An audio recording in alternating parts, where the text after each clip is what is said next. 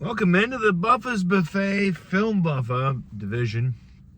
A little bit of a movie review today. I just finished up Uber. It's a very quiet truck gas station parking lot here on Sunday night out in St. Peter's. Kind of where St. Charles and St. Peter's kind of meet and kiss and hug is right where I'm at. All the Amazon warehouses and all the little big old factories and hubs. And so why not, before I get back on the highway and go back into my apartment and do some more glorious adulting in the form of laundry. My goodness, you gotta try to control the excitement during that kind of time. Let's talk about a movie that is on streaming that came out earlier this year that kind of passed me up.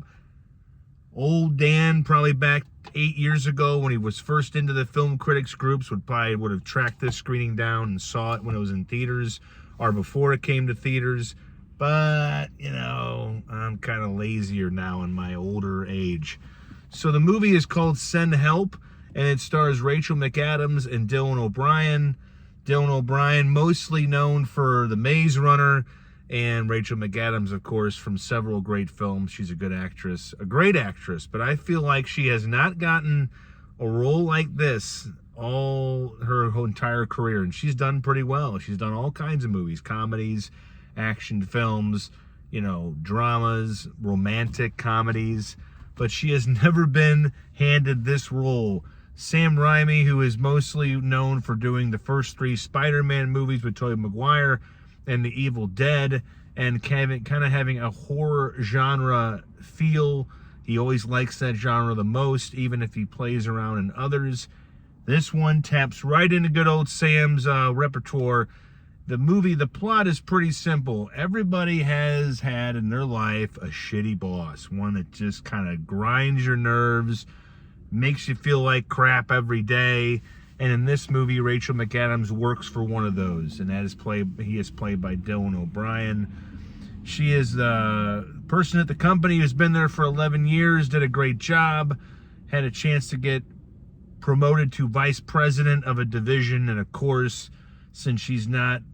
And of course, they make Rachel McAdams, for the first part of this movie, they try their best to make her look not good looking, not pretty. And they put her in this kind of almost, you know, niche-y, nerdy Lois Lane look where she's not the most put together person at this big, what looks like a Fortune 500 company. And so her bosses use that as an excuse to not promote her to the job that, in the movie, Dylan O'Brien's dad, who owned the company, is not around anymore, promised her. Of course, that doesn't go well when she's invited onto a trip to Thailand, to a special company trip, and let's just say the plane crashes. And on a deserted island, there are only 2 survivors, Rachel McAdams, the very good but beleaguered and shit-on worker, and her boss, played by Dylan O'Brien. And let's just say the tables turn, and then the rest of the movie just plays out as who is always on the receiving end of the crap. And, you know, let's just say the alpha, who's the more powerful species. Look, I think we all know in real life that women are the more powerful species, even the ones that don't want to admit it. I think they quietly know it. Women are powerful enough. They don't have to be president for us to know it. We all know that women unlock the politicians. They help unlock their phones.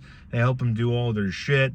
So in real life, we know this. But in this particular setup, up until this plane crash, the tables are not turned. But when they get on that island and Dylan O'Brien's character starts to understand that maybe, you know, I'm not the boss anymore, and maybe things could go badly if he doesn't do right by Rachel McAdams' character.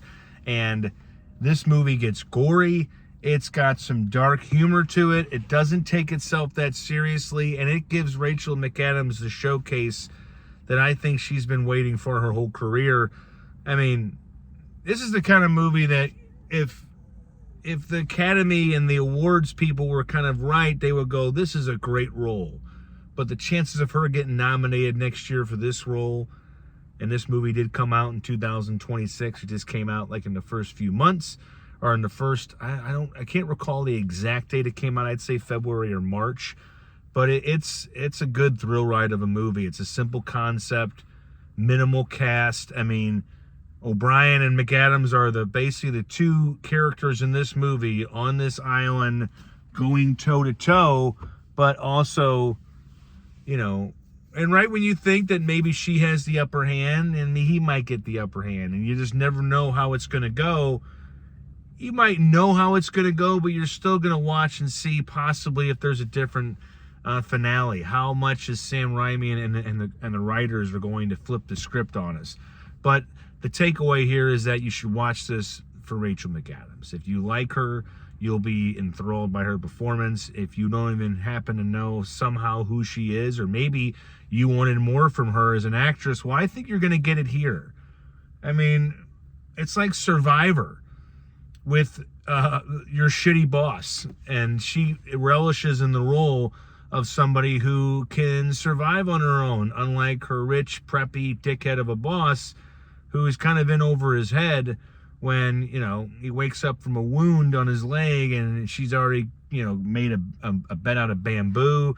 She's got water being filled by the overnight rain, and she's basically keeping him alive. But will that last, and how long will it last, and how many ridiculously gory injuries have to happen before one of these two people doesn't walk away?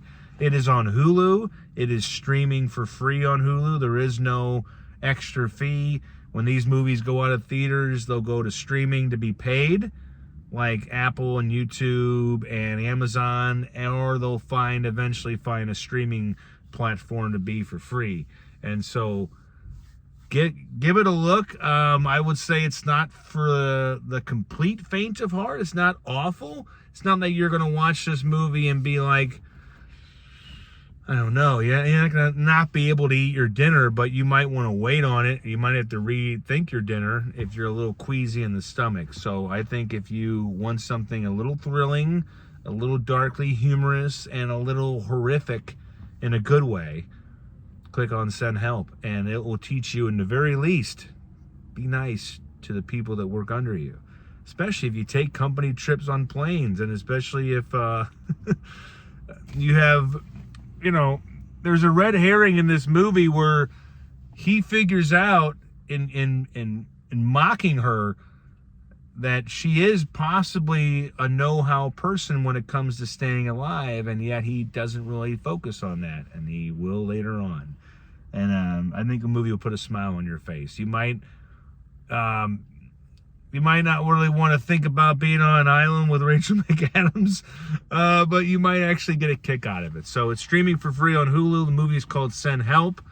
And I'm not using the thumbs up thing. That's somebody else's, and it's so overused. I would just say, should you see it now? Should you wait on it? Should you forget it existed? No, you should watch it now. I think it's good for you. Maybe most of the family. I keep the little kids out of it, but you know, if you got a teenage movie fan who doesn't mind a little gore, they'll be up for it as well. I am going to get back into St. Louis. Nice when it's the end of your Uber shift and you don't have to go down 70 side streets with 89 stop signs and terrible streets. You just get to ride down the highway on home. I'm going to go do that, possibly find some alcohol, possibly do some laundry. And my goodness. And before I let you go, I'll be writing about this, but Dutton Ranch fans, man, if you didn't watch the finale of the season 1 finale, you need to. It is terrific. It is everything a fan of that show would want, and it sets up season 2 quite well, because you know not everybody's going to escape season 1 unscathed. Cole Hauser, Kelly Riley, Annette Bening, you know, Ed Harris, Jay Courtney, embracing the fact that he is a guy in Hollywood who is made to have his jaw punched by the good guy, as he jokes, and he does a really good job of that here. So 9 episodes finished up on Friday.